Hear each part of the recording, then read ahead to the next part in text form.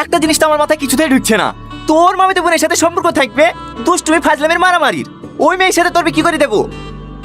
এটাও ঠিক। এই কি ঠিক? আমাদের ধর্মে কি কোথাও লেখা আছে যে খালাতো বোনের সাথে মামাতো বোনের সাথে বিয়ে দেওয়া যাবে না? কত সুন্দর একটা মিষ্টি মেয়ে, লাবুস লুবুস চেহারা। এই তুই একটা সত্যি করে কথা বল দিনি, তুই কি রীতিকে পছন্দ করিসনি? আমার খুব পছন্দ।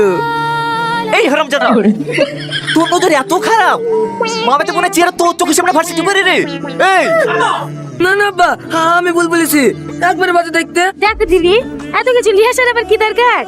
আসো ভাবি আসো, ঘরে উঠে ফ্যানের তলে বসো। ভালো আছেন ভাই? হ্যাঁ আসি। ভালো আছেন জামাই? ভালো থাকতে দিল কই? কি? ও কিছু না, ভালো আছি। যাও ঘরে উঠি বসো গা।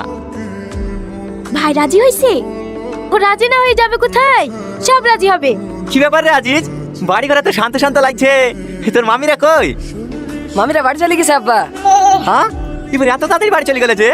আসলে একা সৌতে বাড়ি যাবার না আমি করে না, যাক খরচটা তো বাঁচলো। চিঠিটা তোর আব্বাকে দে। লেও আব্বা। এটা কি বাজু তো এক্ষুনি করে লেখছি দিনু, আবার লিস্ট কি হবে? এটা বাজার লিস্ট না আব্বা, চিঠি।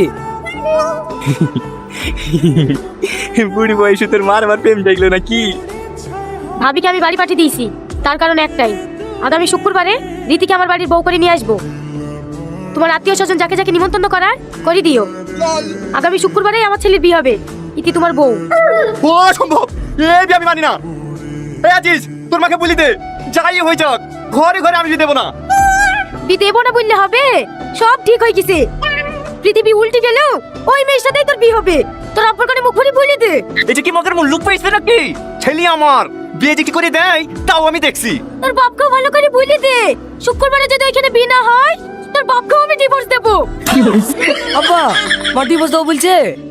আরে থাম, ওর কান আছে আমি শুনতে পেয়েছি। থাক মা থাক, দেখো শুকিয়েতে পারবা কি? আজ 25 বছর ধরে তো এই আগুনে জ্বলছি, দেখো তুমি একটা পানি ঢেলে ঠান্ডা করতে পারো কি? খাসি থাক মা থাক, তোমার জায়গা পায় না, তোমার জায়গায় এইখানে।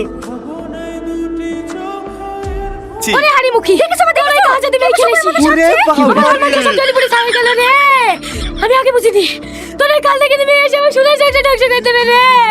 আর ঘুম থেকে উঠতে লেট হলেই চলছে ভিতরে পেছন থেকে তোলে, তোর কাছে একটু নুন হয়ে গেলেই বাপ মা তোলে গালাগালি করে।